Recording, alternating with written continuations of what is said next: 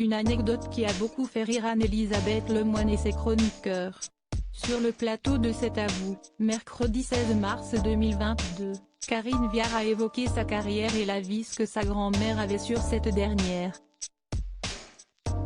Alors que l'animatrice de l'émission a lâché, votre grand-mère vous disait toujours, tu joues très bien, mais toujours dans des films à la con, l'actrice a confié, ça s'y estivrerait. Mais, tu trouves que s'y estive bien ce que je fais? Je trouve chérie que tu joues très bien, mais toujours dans des films à la con. Amusée, la star a révélé, elle m'a fait aussi. Un jour, j'ai fait le film de Christine Pascal qui s'appelle Adultère, mode d'emploi. Je lui ai dit, mais, tu sais, je vais être un peu nue dans le film. Imitant la voix de sa grand-mère, l'actrice a déclaré, bah je pense que maintenant, il faut tout le temps qu'il y ait une bonne femme à poil alors autant que ce soit toi. Amusée, l'actrice a glissé, donc ça, très bon sens, et puis elle va voir le film.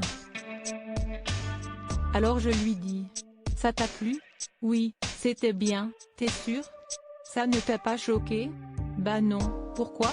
Elle laisse passer un petit moment et elle me dit, si esti parce qu'il a plus de boulot Richard Berry qui fait ce film-là. Ça m'a fait rire.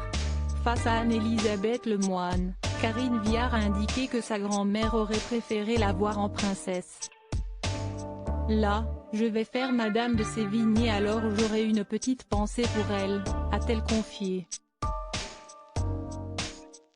Karine Viard, ils étaient très originaux en octobre 2017, si esti dans les colonnes du Monde que l'actrice avait fait de tendres confidences sur ses grands-parents, qui l'ont élevée. J'ai été aimée, mais peu éduquée. J'ai grandi un peu de façon sauvage. Cela m'a donné une incroyable liberté d'être moi-même, et un certain franc-parler.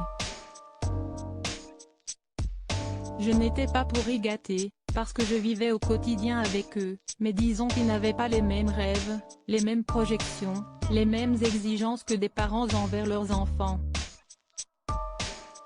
Il n'y avait pas non plus de tension relationnelle, avait-elle dévoilé, avant d'ajouter, j'ai quand même un peu été leur chien d'aveugle. Je leur ai redonné goût à la vie. C'était une situation provisoire qui est devenue définitive, mais dont personne ne parlait. On a passé sous silence des choses qu'aujourd'hui on expliquerait.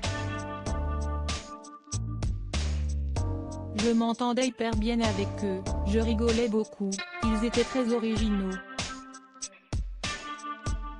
Loading widget.